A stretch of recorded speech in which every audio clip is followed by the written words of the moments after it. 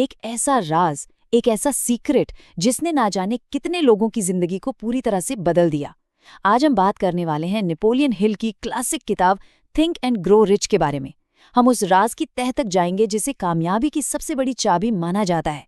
Napoleon Hill का ये कहना था कि कामयाबी का ये राज ना एक बंद तिजोरी की तरह है और इसकी चाबी कोई जादू टोना या कोई मंत्र नहीं है। नहीं, ये असल में एक फलसफा है, एक सोच है, एक माइंडसेट है जिसे हर किसी को अपने अंदर खोजना पड़ता है।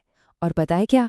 ये राज सिर्फ उसी के सामने खुलता है जो इसके लिए सच में दिल से तैयार हो। तो चलिए इस राज की तिजोरी को खोलने के सफर पर निकलते हैं। हम 5 जरूरी हिस्सों को समझेंगे। पहले ये देखेंगे कि लाखों डॉलर का ये राज है क्या। फिर बात करेंगे निश्चित इच्छा की शक्ति की। जानेंगे सोने से 3 फीट दूर वाली कहानी का मतलब और देखेंगे कि कैसे एक विचार से एक पूरा साम्राज्य खड़ा हो सकता है। और आखिर में अपने मन पर महारत हासिल करने की बात करेंगे। तो ये सब शुरू कहाँ से हुआ? कहानी शुरू होती है एंड्रयू कार्नेगी से, जो उस वक्त के स्टील किंग थे, दुनिया के सबसे अमीर लोगों में से एक। उन्होंने एक नौजवान पत्रकार नेपोलियन हिल को एक बड़ा अजीब सा चैलेंज दिया।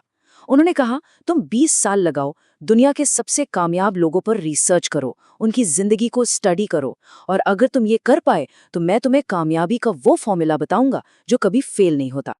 और नेपोलियन हिल ने वो चैलेंज ले लिया। उन्होंने अगले 20 साल Thomas Edison, Henry Ford, Theodore Roosevelt जैसे बड़े बड़े दिग्गजों के इंटरव्यू किए। John D Rockefeller, Alexander Graham Bell, मतलब लिस्ट बहुत लंबी है। और इन सब से बात करके उन्हें एक हैरान करने वाली बात पता चली कि ये सारे लोग भले ही अलग अलग फील्ड से थे, लेकिन अनजाने में ही सही कामयाबी के लिए एक ही सीक्रेट का इस्तेमाल कर रहे थे। तो आखिर ये राज है क्या?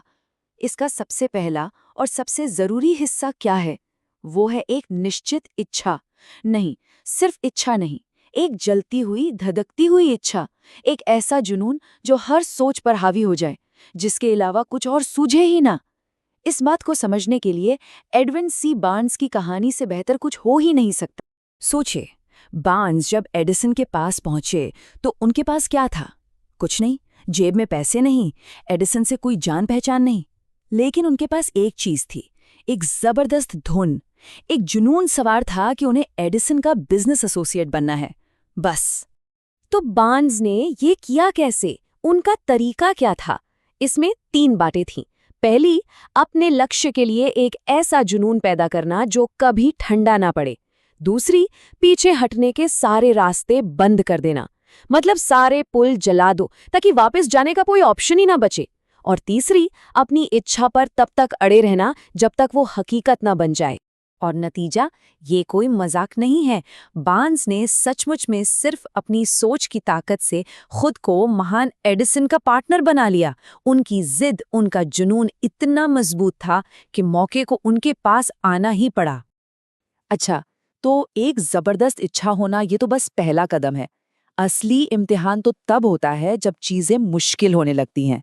यहीं पर दूसरी जरूरी चीज सामने आती है, और वो है दृढ़ता, यानी लगे रहना। और हार मानने की क्या कीमत चुकानी पड़ती है, ये हमें आर्यू डार्बी की कहानी से पता चलता है। तो हुआ ये कि डार्बी और उनके चाचा को कोलोराडो में सोने की एक बहुत अमीर खान मिल गई। बस लगा कि अब तो रातों रात अमीर बन जाएंगे। उन्होंने अपनी सारी जमा पूंजी लगाकर मशीनें खरीद ली, काम शुरू हुआ। और फिर अचानक सोने की वो लकीर, वो नस गायब हो गई। अब जरा सोचिए, ऐसी सिचुएशन में कोई क्या करेगा जब अपना सब कुछ दांव पर लगा दिया हो और अचानक लगे कि सब खत्म, सब बेकार हो गया? क्या ऐसे में हिम्मत जवाब नहीं दे जाएगी?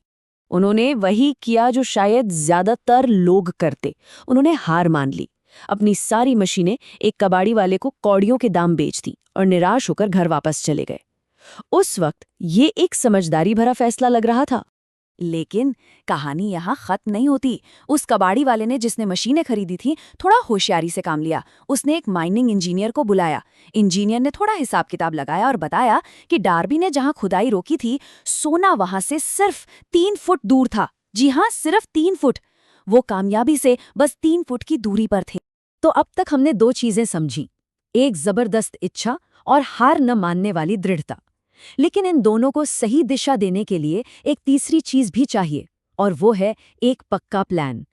यूएस स्टील के बनने की कहानी इसका एक जबरदस्त उदाहरण है कि कैसे सिर्फ एक आइडिया जब एक प्लान के साथ मिलता है तो एक पूरा एम्पायर खड़ा कर सकता है। ये सब शुरू हुआ चार्ल्स श्वाब के दिमाग में आए एक आइडिया से। उस जमाने में स्टील इंडस्ट्री पूरी तरह बिखरी हुई थी, मतलब बहुत सारी छोटी छोटी कंपनियां थीं जो आपस में ही लड़ती रहती थीं। श्वाब ने सपना देखा इन सबको मिलाकर एक बहुत बड़ी, एक अकेली कंपनी बनाने का, जिसे आज हम यूएस स्टील कहते हैं। तो कामयाबी का फॉर्मूला क्या बना? सबसे पहले था एक आइडिया जो चार्ल्स श्वाब के दिमाग में आया। फिर उन्होंने उस आइडिया में मिलाया विश्वास, मतलब फेथ। इसके बाद उन्होंने बनाया एक पक्का प्लान और उस पर एक्शन लेना शुरू किया, और आखिर में दृढ़ता के साथ वो अपने फैसले पर टिके रहे। इन चारों चीजों के मिलने से ही दुनिया की पहली $1 बिलियन कंपनी यूएस स्टील का जन्म हुआ। तो चलिए अब इन सारी कड़ियों को जोड़ते हैं। बार्न्स का वो जबरदस्त जुनून, डार्बी की कहानी से मिली सीख और श्वाब का शानदार प्लान, इन सब के पीछे छुपा हुआ एंड्रू कार्नेगी का वो महान राज आखिर है क्या? और ये रहा वो राज। ये कोई जादू नहीं है, बल्कि एक दिमागी प्रोसेस है जिसे कंट्रोल किया जा सकता है। ये एक ऐसा फलसफा है जो सिखाता है कि किसी भी सोच को, किसी भी आइडिया को हकीकत में बदला जा सकता है। बस शर्त यह है कि उस सोच के साथ एक जबरदस्त इच्छा, हार न मानने वाली दृढ़ता और एक ठोस योजना जुड़ जाए। ये मन की वो शक्ति है जो विचारों को चीजों में बदल देती है। लेकिन ये रास्ता इतना आसान भी नहीं है। हमारे दिमाग के अंदर ही कुछ दुश्मन बैठे हैं जो हमें आगे बढ़ने से रोकते हैं। जैसे कि कोई फैसला ना ले पाना यानी अनिर्णय, शक यानी डाउट, फिक्र यानी चिंता, जोश की कमी होना, या इस बात का डर कि लोग क्या कहेंगे। ये सब हमारे इरादों को कमजोर कर देते हैं, और इन पर जीत हासिल करने के लिए पहले इन्हें पहचानना जरूरी है। और आखिर में सब कुछ आके टिकता है माइंडसेट पर। ये लाइन सब कुछ कह लेती है। कामयाबी को किसी सफाई की जरूरत नहीं होती और नाकामी कोई बहाना नहीं सुनती। मतलब सीधा है, जिम्मेदारी लो और बस आगे बढ़ते रहो। नेपोलियन हिल जब अमीर होने की बात करते थे तो उनका मतलब सिर्फ पैसे से नहीं था। वो मन की शांति, गहरी समझ और एक तरह के आध्यात्मिक खुशी की भी बात कर रहे थे। तो एक आखिरी सवाल सोचने के लिए छोड़ जाते हैं। पैसे के अलावा इस फलसफे को अपनाकर वो सबसे बड़ी दौलत क्या है जो एक इंसान हासिल कर सकता है?